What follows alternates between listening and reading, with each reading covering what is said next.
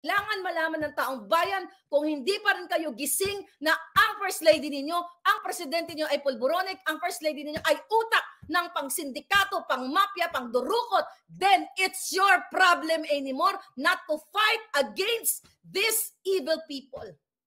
Tinataya ko na yung aking buhay dito dahil hinahunting may death threat ako. Kung wala pa rin kayong gagawin sa kabila ng ipinapakita nating ebidensya na hindi AI, then it's the Filipinos' problem na malubog ang mga Pilipino sa kahirapan kung pababayaan nyo na si Lisa, si Marcos Jr. lingid sa kaalaman ng Pilipino at now alam nyo na sangkot sa pandurukot o sangkot sa pagmanipula ng mga ebidensya, pag-i-issue ng mga passport sa kanilang mga kaawa o not really kaaway yung kanilang mga kaibigan na lumapit sa kanila dahil ayon sa ating source, business partner ni Lisa etong si Chua sa mga illegal nilang negosyo. Kaya nga lumipad sa Turkey etong distressed mother para what?